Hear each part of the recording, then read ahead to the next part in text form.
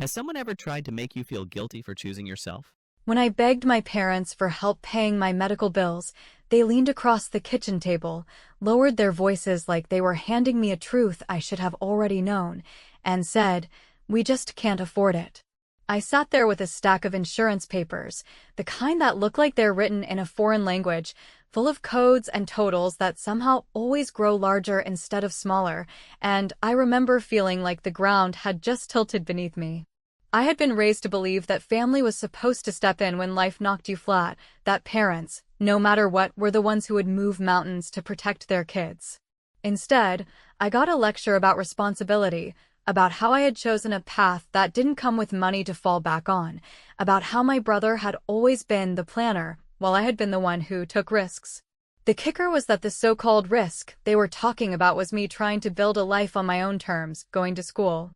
moving out, working long hours just to scrape by, while Ryan, my golden boy younger brother, floated from one adventure to the next, cushioned by the quiet safety net they never seemed to admit existed.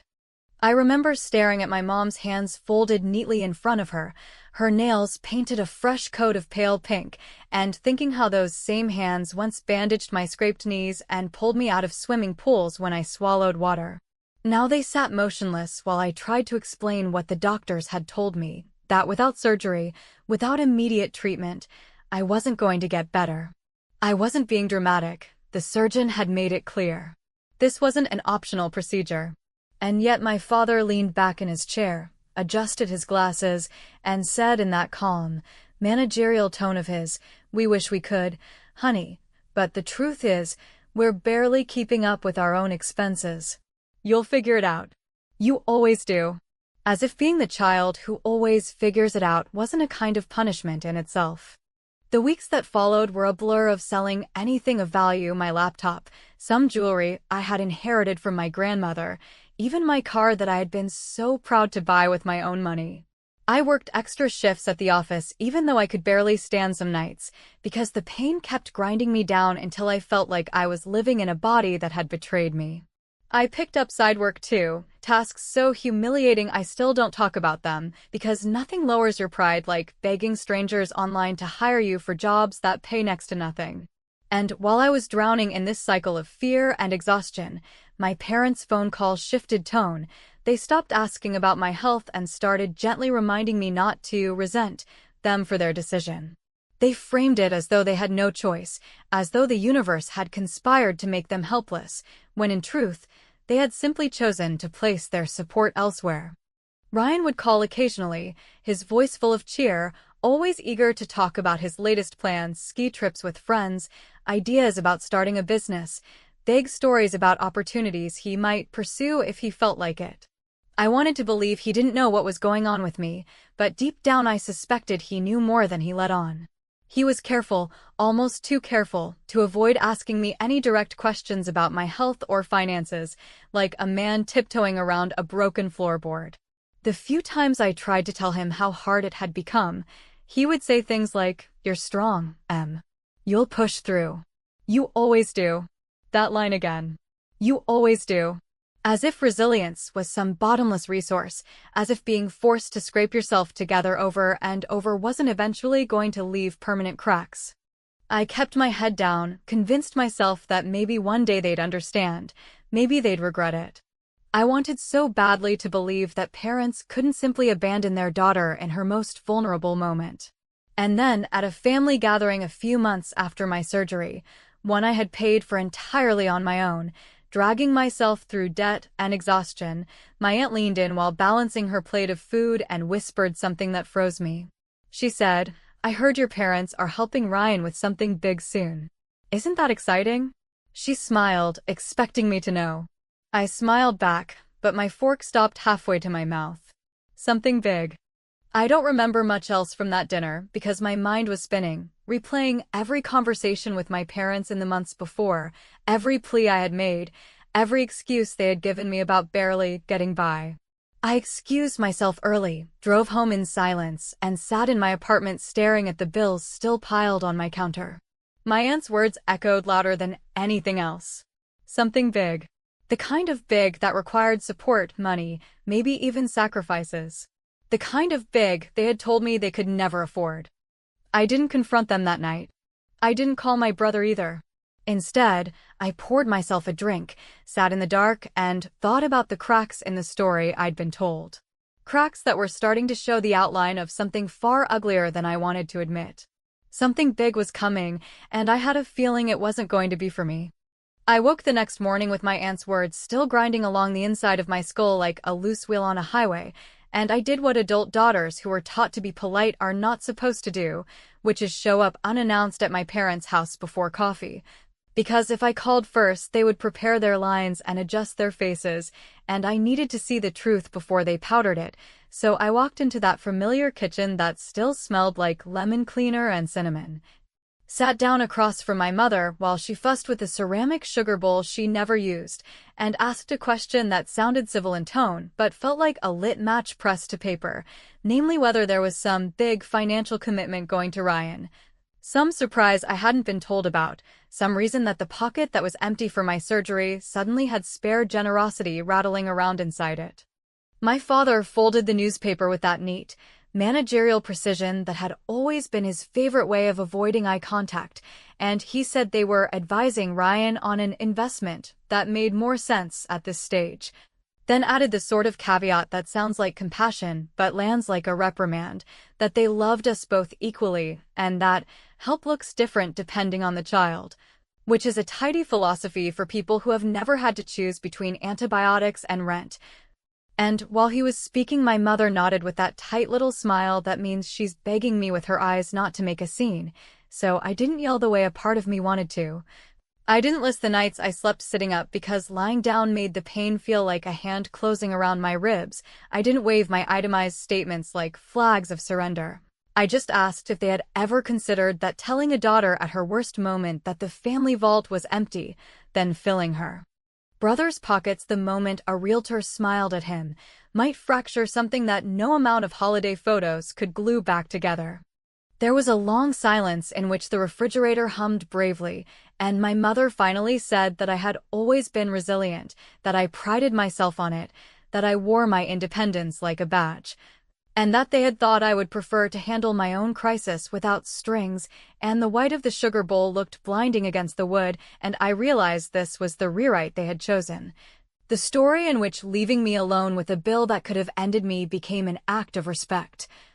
And what stunned me even more was that they believed it, or needed to, which was almost worse, because if your parents recast abandonment as empowerment, they can live inside that script forever and never have to feel the weight of what they actually did. I stood, thanked them for breakfast even though all I had swallowed was a dry mouthful of air, and on my way out I performed a small mercy for myself that looked like a kindness to them, a petty little piece of theater that nevertheless restored a sliver of dignity. I left a framed copy of my final hospital invoice stamped, paid in full, in the most cheerful blue ink the billing department could find on the hallway table where the family photo sat, and under the stamp I had used a thin black pen to write 3 words that were as polite as I could make them. Without your help, then I tucked my old emergency contact card, my mother's number in fading ink, into the frame's back and replaced it in my wallet with my neighbor's. A quiet act of surveillance removal that felt like the first brick laid in a boundary wall. Over the next few weeks, the temperature in our conversations dropped to that brittle level where every sentence wears a coat, and my mother became very fond of calling to ask how I was managing, a word that imagines life as a spreadsheet rather than a body. While my father emailed articles about budgeting and young professional strategies, as if a color-coded pie chart could backdate compassion, and Ryan, ever the cheerful believer in happy coincidences, began texting me links to rental cabins and travel blogs without context, which at first I took as tone deafness and then slowly recognized as rehearsal. The kind of rehearsed small talk people use when they are about to reveal something expensive and want you pre-warmed to the idea that they deserve it.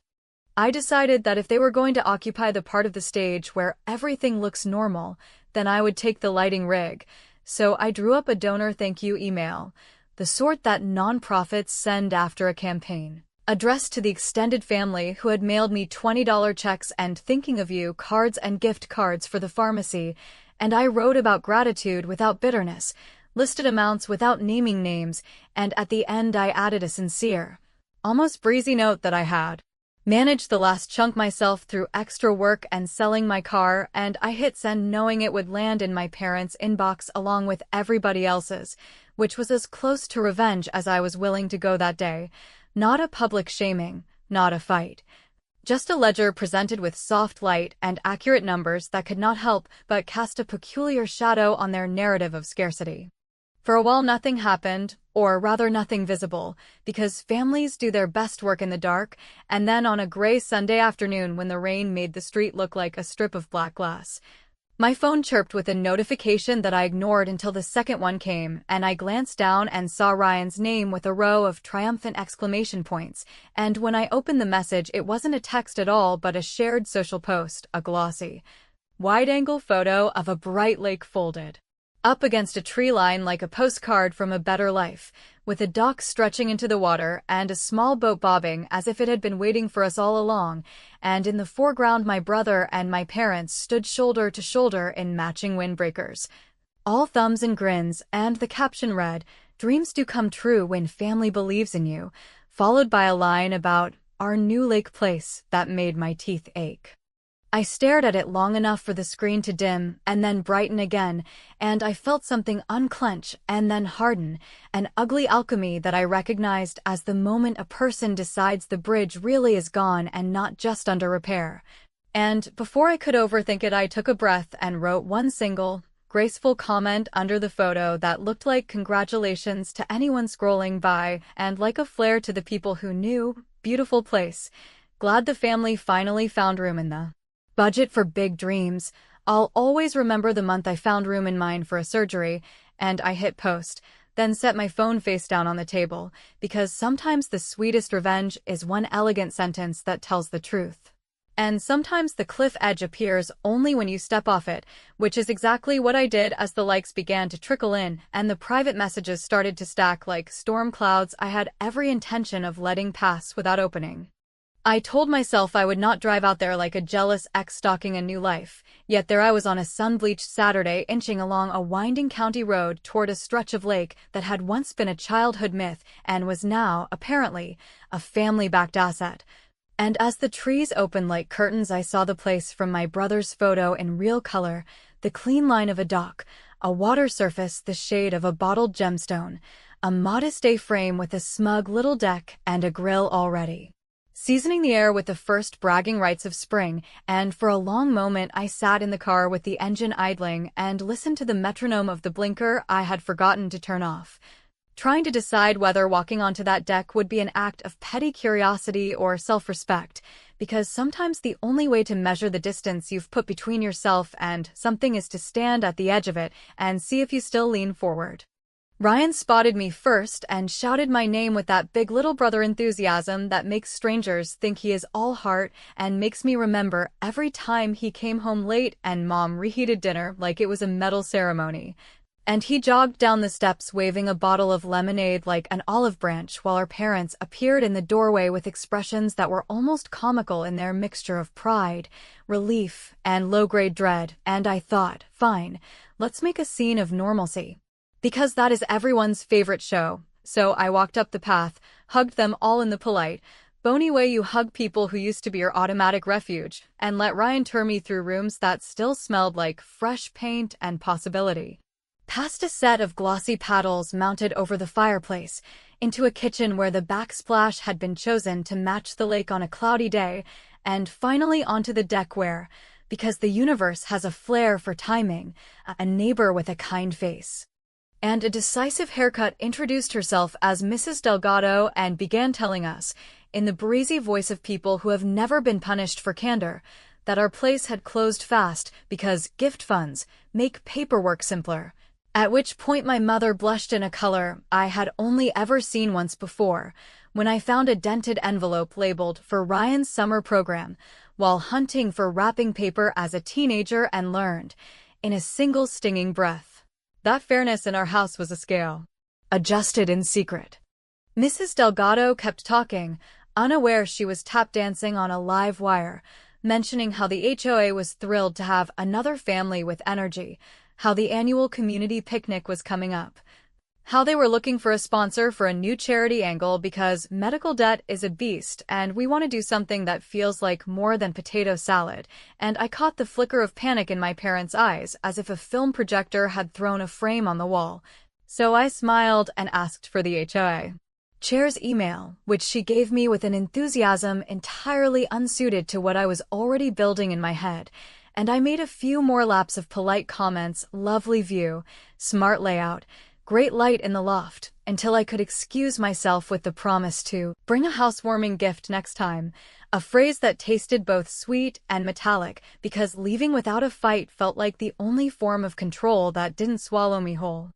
On the drive home, with the lake shrinking in the rear view like a trick of memory, I dictated an email to myself because if I waited I would soften it, and I did not want soft. I wanted clean and precise and unassailable. So by the time I reached my apartment, I had the bones of a note to the HOA chair that offered a modest but visible donation to seed a medical relief microgrant for local families in crisis, with the donation credited, in gratitude and with joy, to the homeowners whose purchase had inspired it, namely my parents, whose names I typed slowly as if carving them into brass, and I asked, very politely, that the acknowledgement be printed in the picnic program, mentioned from the microphone, and placed on a sign near the dessert table where traffic is heavy and secrets go to die.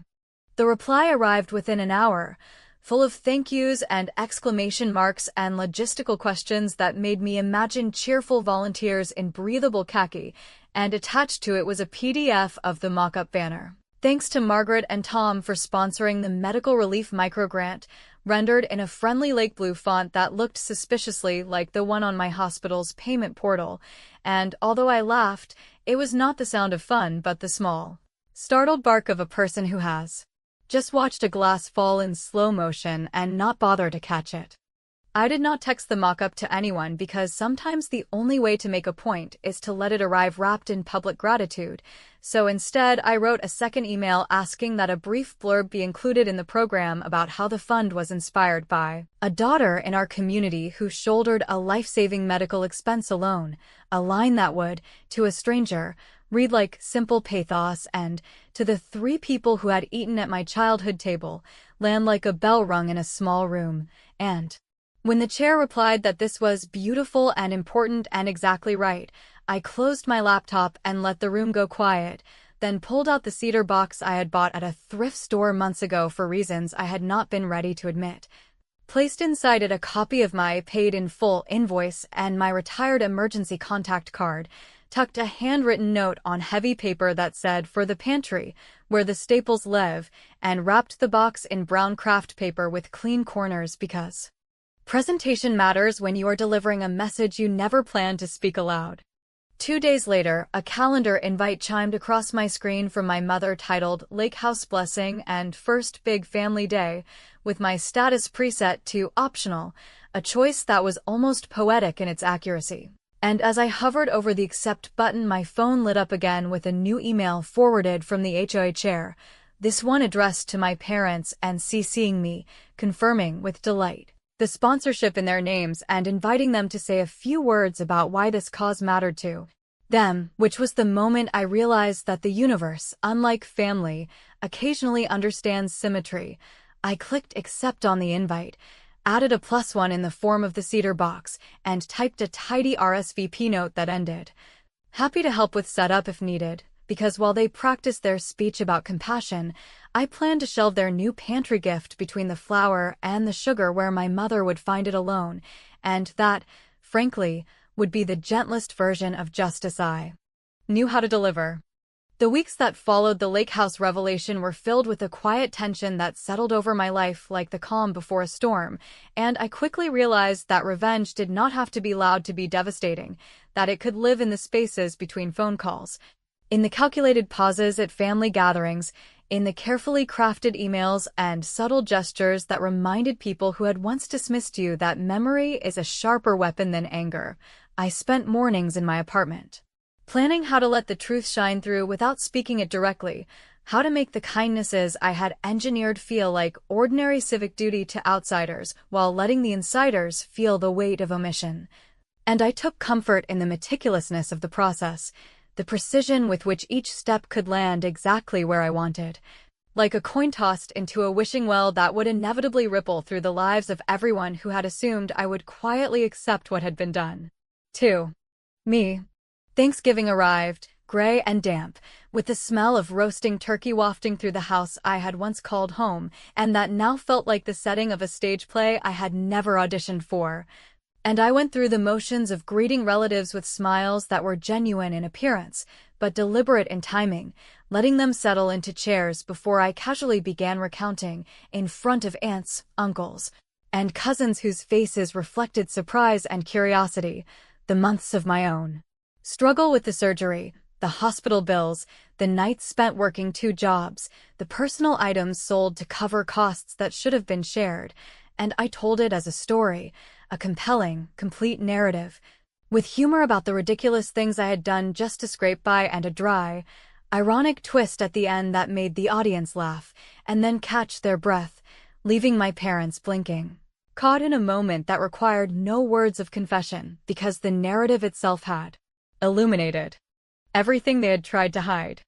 Ryan, standing in the corner and adjusting his collar with a nervous energy that I had never seen directed at me, attempted to interject, to minimize or redirect the story. But I gave him a look that held just enough patience to remind him that his part in this history had already been set, and as I watched his face tighten in confusion and discomfort, I felt a satisfaction that was not revenge in its vulgar form but a measured, almost surgical demonstration of cause and effect of what happens when promises are broken and priorities are revealed in public forums where truth has more power than any private explanation could have. After dinner, when the conversation had migrated to football scores and weather reports and the mechanical hum of conversation meant that the edges of my story were softening in memory, I excused myself to the kitchen,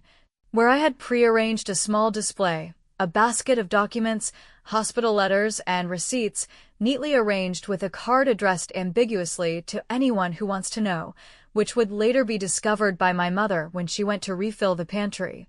A revelation that would not shout but quietly prick, a reminder that the narrative I had lived was no longer hidden and that inaction had consequences, consequences measured not by anger but by clarity,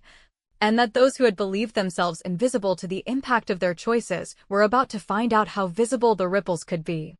Emails and messages followed over the next days, some from distant relatives expressing disbelief that I had handled the ordeal alone, some from neighbors congratulating me on my resilience, and in each instance, the name of my parents appeared in a context that framed them as observers rather than participants, as witnesses who had allowed an injustice to occur and were now attached involuntarily to a story that highlighted their absence.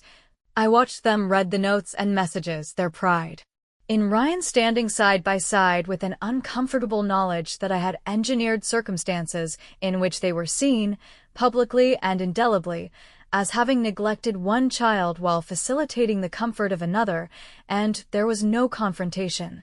No shouting match, just the quiet, almost polite, illumination of the truth, the kind that leaves people thinking long after the immediate moment has passed.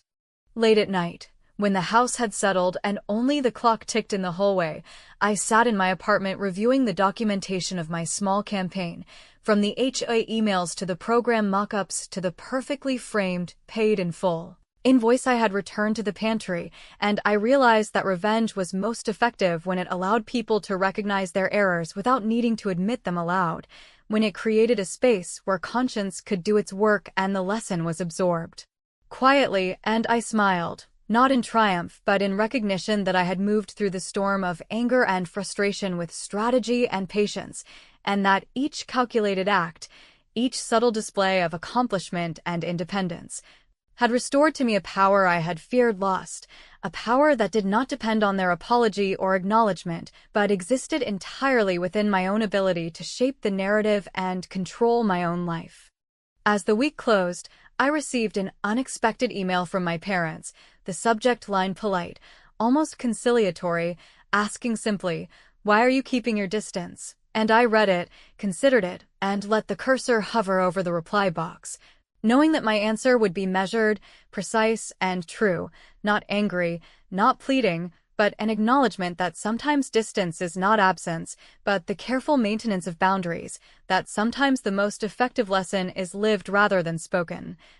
And that in the quiet unfolding of consequences, I had created a space in which my own resilience, integrity, and cleverness spoke louder than any confrontation ever could. I knew that the final meeting with my parents would not be easy, that no matter how carefully I prepared my words, the air would be thick with the tension of years compressed into a single room, and yet I wanted it to happen. Not because I sought reconciliation in the traditional sense, but because I needed to close the circle on my own terms, to face them directly without the mediating lens of social media posts, HA emails, or subtle gestures that had defined the past months. And as I pulled into the driveway, the house looked the same, deceptively ordinary, with its sun-warmed siding and neatly trimmed hedges, hiding the layers of conflict, disappointment, and favoritism that had been quietly building under its roof for decades. When I entered, I was greeted with the customary smiles and polite gestures, but I could see the fissures almost immediately, the way my mother's eyes flickered to the kitchen counter, perhaps anticipating the subtle reminders I had left in place. The way my father straightened the sofa cushions as if attempting to align appearances with reality, and even Ryan, who approached with an eager grin and open hands, seemed caught between pride in his inheritance and the unease that always comes when a person senses that someone else knows more than they are letting on, that someone outside their curated narrative has decided to shine a light into corners they hoped would remain dark forever.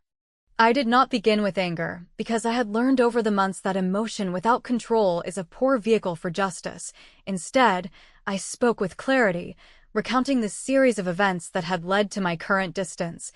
articulating the months of financial struggle, the nights spent in hospital waiting rooms, the sacrifices I had made alone, the repeated reassurances from my parents that they just couldn't afford it, when, as I had discovered, they had, without hesitation, allocated substantial resources to Ryan, resources that had been meant to cushion, to delight, and to advance the life of a child whose only difference from me had been birth order and their ability to charm and comply with the family narrative. As I spoke, I watched them shrink in real time under the weight of a truth they had attempted to gloss over, to rationalize, and to hide with phrases about fairness, about differences in temperament, about independent strength, and I did not soften my words. Because this was not a moment for kindness disguised as diplomacy, but for unvarnished honesty, each sentence carefully chosen to expose the reality that their actions had consequences, that the ledger of care, attention, and support was never neutral, that the story they had tried to tell themselves and their social circles was incompatible with the lived reality of the child they had abandoned in a moment of need. Ryan, sensing the gravity, attempted several interruptions, offering excuses about timing, circumstances, miscommunication, but I let each one pass without acknowledgement, not out of cruelty, but because their explanations were irrelevant to the consequences that had already been established, because months of observation, planning, and strategic assertion had already ensured that each of my actions, from the sponsorship of the microgrant to the subtle exposure of the lake house privileges, had carved a space in which they could no longer ignore or rewrite the truth, and that space, quiet and undeniable, was my leverage, my form of vindication that required neither confrontation nor dramatics, only presence and clarity. When I paused at the end of my account, there was a silence that stretched like the pause before a storm, and I realized that in that moment, the balance of power had shifted not because I had shouted or demanded recompense, but because I had demonstrated, in every thoughtful action I had taken, that resilience, integrity, and intelligence could outweigh privilege, favoritism, and selective generosity, and that a daughter who had been left to fight alone could emerge not only intact but stronger, more calculated, and more visible than any indulgent parent had anticipated. My mother finally spoke, her voice low and hesitant, asking why I kept my distance, why I had allowed so much time and space to pass without attempts to reconcile. And I looked at her with the clarity I had cultivated over months of preparation and said simply, "Because you chose him." You chose him over me when it mattered most, and choosing once changes everything forever, even if you ask for forgiveness later. Distance is not absence, it is preservation, and I have spent years preserving myself. I did not wait for a reply, because the weight of the statement was sufficient, and as I left the house, the air felt heavier and lighter at once, heavier because the truth had been laid bare, lighter because I had finally articulated it on my own terms. And the question of whether I would ever forgive them remained unresolved, left dangling like a strand in the wind, because the story was never about reconciliation in the traditional sense. It was about reclaiming agency, asserting boundaries, and ensuring that the lives we live are measured not only by generosity received, but by integrity maintained. And as I drove away, the sun dipping low over the horizon, I felt a quiet satisfaction in knowing that the last act had been mine entirely. A controlled, thoughtful, and inescapably potent conclusion to a narrative shaped by betrayal, resilience, and the subtle, enduring power of a well-executed truth.